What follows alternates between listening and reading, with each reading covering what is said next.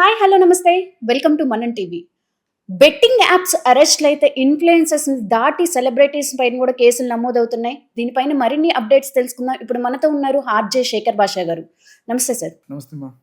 Sir, ఇప్పుడు influencers చూసుకుంటే వాళ్ళని పక్కన పెడితే సెలబ్రిటీస్లో రానా నాయుడు కానీ, ప్రకాష్ రాజ్ గారు కానీ, లక్ష్మీ మంచు కానీ వీళ్ళందరూ ఎప్పటి నుండో ఇండస్ట్రీలో ఉన్నోళ్ళు. వీళ్ళకి సపరేట్ ఫ్యాన్ బేస్ కూడా ఉంది. అయినా వాళ్ళకి ఏం అవసరం వచ్చిందని వీళ్ళు బెట్టింగ్ యాప్స్ ప్రమోట్ చేశారు. ఇవన్నీ ఎట్లా ఉంటాయమ్మా, నేను మళ్ళీ చెప్తున్నా, ఒక కోఆర్డినేటర్ ఉంటాడు, వాళ్ళు ఎవరో పట్టుకొస్తారు. ఈ బెట్టింగ్ యాప్స్ ప్రమోట్ చెయ్యకూడదు, ఇది చేస్తే నేరం అని చెప్పి ఇవాళ ఎంత గట్టిగా చెప్తున్నారో ఇది ఇది పద్ధతి.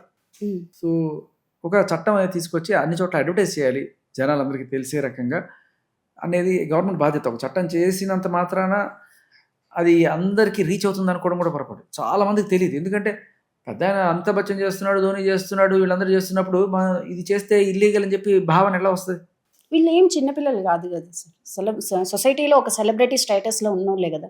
అదేమ్మా నేను అనేది, సెలబ్రిటీ స్టేటస్లో ఉన్నంత మాత్రాన ప్రతి ఒక్కరికి చట్టంలో ఉన్న ప్రతి సెక్షన్ తెలియాలని రూల్ లేదు.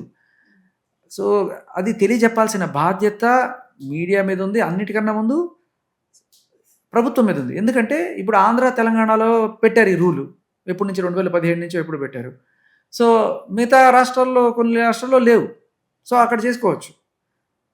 వీళ్ళందరూ ఈ సెలబ్రిటీస్ నాట్ జస్ట్ తెలంగాణ, వీళ్ళు బాలీవుడ్లో చేస్తారు, అన్ని చోట్ల కూడా చేస్తారు కదా.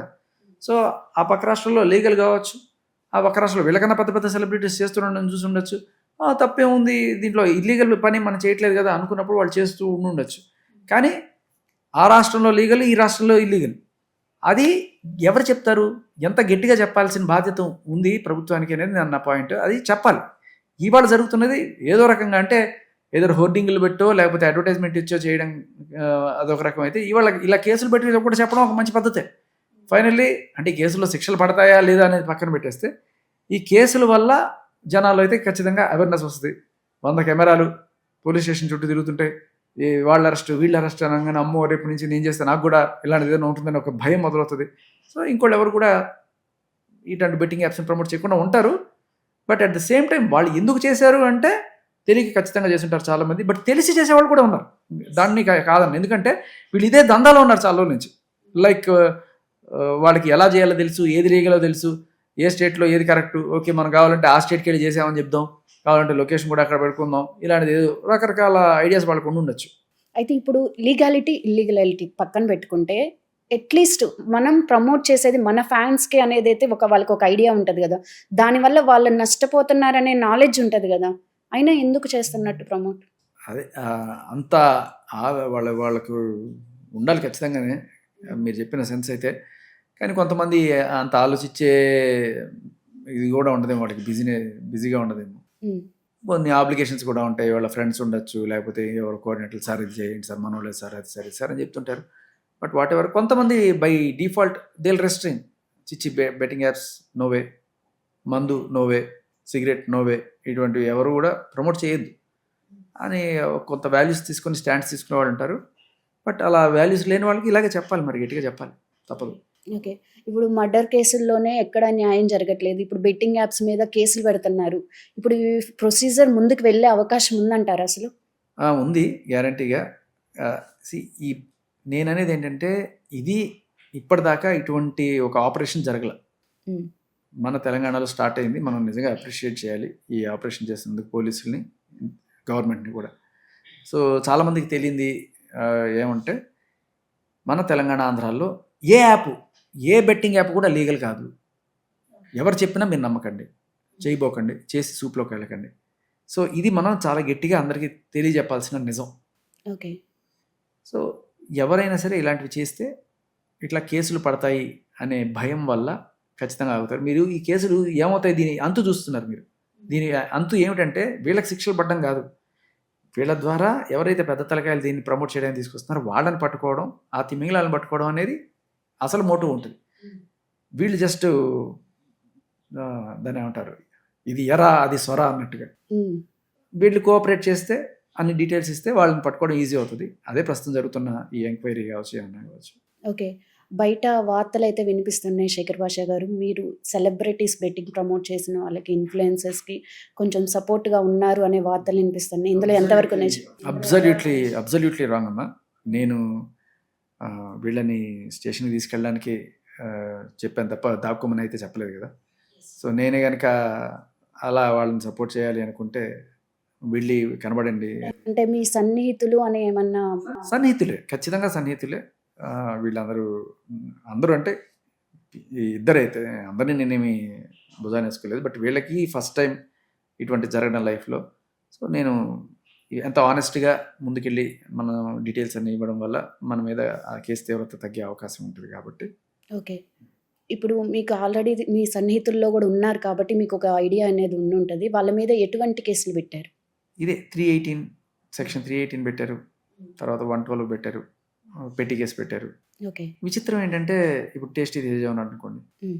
ఈయన మీద పంజగుట్లో పెట్టారు, అదే కేసు మళ్ళీ మయ్యాపూర్లో పెట్టారు. Same case. సేమ్ సెక్షన్, మళ్ళీ అదే కేసు. అంటే ఈ బెట్టింగ్ యాప్ చూసి ఒక 100 మందో లేకపోతే 1000 మంది ఆడారు. ఈ 1000 మంది 1000 డిఫరెంట్ ప్లేసెస్లో ఉన్నారు. ఒకటి హైదరాబాదు, సికింద్రాబాదు, అలహాబాదు, ముస్తాబాద్, ఇలా ఎక్కడెక్కడో ఉన్నారు. సరే మిగతా చోట్ల పార్టీకి లేదు కానీ, బట్ మన తెలంగాణ ఆంధ్ర రీజియన్స్లో బోల్డు ప్రాంతాల్లో ఆడారనుకుందాం. సో తుని, అనకాపల్లి, విజయవాడ, విశాఖపట్నం, అక్కడ ఒక్కొక్క చోట ఒక్కొక్క బాధితుడు ఉంటే వీళ్ళందరూ వెళ్ళి పోలీస్ స్టేషన్లో కేసు పెడితే మళ్ళీ ఒక్కొక్క సిటీలో ఓ 10-15 పోలీస్ స్టేషన్లు ఉంటాయి. ఒక్కొక్క ఏరియాలో ఒక్కొక్కరు వచ్చి పెట్టచ్చు. ఇలా పెడితే బాధితులు అందరూ పెడితే కొన్ని 100,000 కేసులు అవుతాయి. Yes. సో ఇప్పుడు అదే చూస్తున్నాం. ఇప్పుడు ఈయన ఇచ్చిన ఈ సమాచారం ఏదైతే ఉందో మళ్ళీ ఇదే మియాపూర్లో ఇవ్వాలి, మళ్ళీ ఇదే అత్తాపూర్లో ఇవ్వాలి, ఇదే ఇంకో చోట ఇవ్వాలి. సో వీళ్ళకి పోలీస్ స్టేషన్ చుట్టూ తిరగడమే సరిపోతుంది. అదే అంటున్నాను. ఇది ఒక లిటరల్లీ ఒక హెరాస్మెంట్ అవుతుంది. కానీ ఏంటంటే అదే ఇన్ఫర్మేషన్ ఇంకో చోట కూడా ఇవ్వాల్సిన అవసరం ఉంటుందనేది కూడా ఆలోచించారు. ఎందుకంటే ఇక్కడ ఆల్రెడీ తన ఇన్ఫర్మేషన్ ఇచ్చారు, వీళ్ళు సాటిస్ఫైడ్ అనుకున్నప్పుడే కదా ఇది జరిగింది, అతనికి స్టేషన్ బెల్ ఇచ్చి పంపించడం. ఇప్పుడు డైరెక్ట్గా they can approach this station and get the same information from them. Or else ఇవన్నీ కూడా కన్సాలిడేటెడ్గా ఒకటే కేసుగా చూస్తూ దానికి ట్రాన్స్ఫర్ చేయడం అనేది ఈజియెస్ట్ వే. ఓకే. ఇప్పుడు ఈ బెట్టింగ్ యాప్స్ మీద కేసులు స్టార్ట్ అవ్వడానికి కారణం అన్వేష్ అయితే వాయిస్ రేజ్ చేశారు. ఇప్పుడు అతను చేసిన పోరాటం కరెక్ట్ అని అంటారా? ఖచ్చితంగా కరెక్ట్. మేబీ ఆ పోరాటంలో కొన్నిసార్లు నోరు జారి తల్లిని తిట్టడాలు అనేవి నేను సమర్థించాను. కానీ బట్ చేస్తున్న పోరాటం మంచిదే. బెట్టింగ్ యాప్స్ని ఆపడానికి ఆయన లేకపోతే సజ్జనర్ గారు లేకపోతే ఎవరు వీళ్ళు స్టాండ్ తీసుకున్నారు. Very good stand. I stand by them. కాకపోతే ఎవరైతే మళ్ళీ అతను కూడా అదే చెప్తున్నాడు, నేను ఆల్రెడీ వద్దు అని చెప్పాను, అయినా కూడా చేస్తున్నారు, ఎన్నిసార్లు చెప్పాను పడతారా అని చెప్తున్నాడు. ఆయన కూడా ఫస్ట్ కొంతమంది నేమ్స్నే తీశారు. అంటే పర్సనల్ గ్రడ్జ్ ఏమన్నా నుండి వాళ్ళ పేర్లు తీయడం జరిగిందా? అంటే వీళ్ళు రెగ్యులర్గా దీంట్లో ఉన్నారని అనుకుంటున్నాం. ఇంటెన్షన్. ఓకే. మిగతావి ఏమున్నాయి మనకి అంత ఐడియా లేదు వాళ్ళ మధ్య ఏముందో. బట్ ఎవరైతే దీంట్లో రెగ్యులర్గా చేస్తున్నారో, ఆర్గనైజ్డ్ క్రైమ్ లాగా చేస్తున్నారని ఆయన చెప్తున్నారు, వాళ్ళ మీద వాళ్ళ పేర్లు తీసి చెప్పడం అనేది జరిగింది. బట్ వీళ్ళైతే లైక్ లిటరల్లీ పిల్ల చేపలు అంతే. ఓకే. ఇప్పుడు బెట్టింగ్ యాప్స్ ప్రమోట్ చేసి కొంతమంది సారీలు కూడా చెప్పారు. సారీలు చెప్పినంత మాత్రాన వాళ్ళు చేసిన తప్పు ఒప్పైతే కాదు కదా? ఖచ్చితంగా. మంచి ప్రశ్న అమ్మా, మంచి ప్రశ్న. సో సారీలు చెప్పినంత మాత్రాన వాళ్ళు చేసిన తప్పుకి ప్రాయశ్చిత్తం జరగదు. మరి ఎలా జరుగుతుంది? కోర్టులోకి వెళ్ళి ఆ కోర్టులో 2 ఏళ్ళో 3 ఏళ్ళో ఎప్పుడుకో ఆ కేసు వచ్చి అది తేలిన తర్వాత వాళ్ళకి ఏదో శిక్ష పడితే న్యాయం జరుగుతుందా? నేను అనేది ఏంటంటే, ఇది మన భారతదేశంలో కేసుల సంఖ్య చాలా ఉంది. ఒక కేసు తేలడానికి ఏళ్ల తరబడి పడుతుంది. అండ్ ఇప్పుడు ఫైనల్గా వీళ్ళకి 3 ఏళ్ళు శిక్ష చేశారు, లేకపోతే ఒక 50,000 ఎంతో ఫైన్ వేశారు అనుకోండి, అది వీళ్ళకి చేరుతుందా? ఎవరైతే నష్టపోయారో వాళ్ళని ఫస్ట్ ఐడెంటిఫై, అసలు ప్రాబ్లమ్ ఎవరైతే నష్టపోయారో వాళ్ళని గుర్తించడం అనేది ఫస్ట్ ఇనిషియేటివ్ కావాలి. సో మేము కూడా అదే పనిలో ఉన్నాము. చాలామంది ఎవరైతే ఇలా నష్టపోయామని చెప్పి బాధితులు వస్తున్నారు, వాళ్ళ దగ్గర జెన్యూనిటీ చెక్ చేసి, ఎందుకంటే ఇప్పుడు ఆ డబ్బులు ఇస్తున్నారు కదా అని చెప్పి తెలిసి ప్రతి ఒక్కరు నేను నష్టపోయాని చెప్పి వచ్చినా కూడా అది ఉండదు. నేను ఒక ఆయన ఎవరో చెప్తున్నారు నేను 98 లక్షలు నష్టపోయాను. ఇది మరీ దారుణం అండి. ఇది దురాశది. ఏదో 5,000 10,000 ఇలా పెట్టి నష్టపోయాం, లేకపోతే మా అయితే 1,00,000 రూపాయలు నష్టపోయాం అనేది కూడా సరే చూడొచ్చు. కానీ 98 లక్షలు అంటే నీ దగ్గర ఆల్రెడీ అంత డబ్బులు ఉన్నప్పుడు నువ్వు ఏం చేస్తున్నావు? సో దానివల్ల మరీ దురాశ ఎక్కువైపోయి ఆత్మహత్యలు చేసుకునేదాకా వెళ్ళేట వాళ్ళకి. సో అటువంటివి మనం చేయలేకపోవచ్చు, కానీ కొన్ని జెన్యున్గా ఎవరైతే నష్టపోయారో అనిపించింది, అంటే తెలిసి తెలియక చేసిన వాళ్ళు అంటారు. మళ్ళీ అట్ ద సేమ్ టైం తెలీదా అని మీరు అడగచ్చు. తెలిసి తెలియకంటే పిల్లలు లైక్ 18-20 ఈ ఏజ్లో ఉన్నవాళ్ళు ఎవరో వాళ్ళ ఇన్ఫ్లుయెన్సర్ చెప్పాడని చెప్పి వెళ్ళి పెట్టేసి కొన్నిసార్లు నష్టపోతుంటారు. వాళ్ళ అమ్మ వాళ్ళు దేనికో స్కూల్ ఫీజు కట్టమనో లేకపోతే కాలేజ్ ఫీజు కట్టమనో ఇచ్చిన వాటిని తీసుకెళ్ళి ఆడేయడం, ఇటువంటివి జరిగిన ఇవన్నీ వెరిఫై చేసి ఎవరైతే మెయిన్ కోర్ బాధితులు ఎవరైతే ఉంటారో వాళ్ళకి మన సహకారం అందించగలిగితే that will be a good thing. మీరు అడిగిన దానికి అసలు సిసలైన సమాధానం ఇది అవ్వాలి. నాకు తెలిసి ఈ సెలబ్రిటీస్ ఎవరైతే ఉన్నారో, ఈ పెద్ద పెద్ద సెలబ్రిటీస్ కావచ్చు లేకపోతే ఇన్ఫ్లుయెన్సర్స్ కావచ్చు, వీళ్ళందరూ కూడా ఒక చిన్న గ్రూప్గా ఏర్పడి వాళ్ళే కాదు ప్రమోట్ చేయని వాళ్ళు కూడా వేయచ్చు సహాయం. ఒకళ్ళు నష్టపోయారన్నప్పుడు మా వంతు మేము సహాయం చేస్తాం బిగ్ బాస్ గ్రూప్ తరపు నుంచి. అండ్ అలాగే మిగతా సెలబ్రిటీస్ కూడా అడుగుతాం. అడిగి ఎవరైతే ఉన్నారో వాళ్ళకి సహాయం చేయడానికి ప్రయత్నిస్తాం. Sure, thank you. ఫైనల్లీ ఇప్పుడు మనీ మార్పిడి అయితే బాగా జరిగింది బెట్టింగ్స్ వల్ల, యాప్స్ వల్ల. దీంట్లో ఈడీ కూడా ఇన్వాల్వ్ అయ్యింది అని అంటున్నారు. అంటే ఇప్పుడు ఈడీ ఇన్వాల్వ్మెంట్ వల్ల వీళ్ళ ఆస్తులు ఏమైనా జప్తు చేసే అవకాశం ఉందా? అంటే మన సన్నీ యాదవ్ ఎవరో 30 కోట్లు సంపాదించారు కదా, సో ఇలాంటివన్నీ జప్తు చేసే అవకాశం ఉందా? అంటే చేసే అవకాశం ఉంది యాక్చువల్గా, కాకపోతే ఇది ప్రూవ్ అవ్వాలి ఫస్ట్ పాయింట్. సో ఈ ట్రాన్సాక్షన్స్ ఎక్కడి నుంచి ఎక్కడికి జరిగాయి, దాంట్లో బాధితులు ఇవన్నీ కూడా చేస్తే ఖచ్చితంగా దీంట్లో ఎంత అయితే సంపాదించారో అవి సీజ్ చేసే అవకాశం ఉంది. Okay, thank you sir. Right.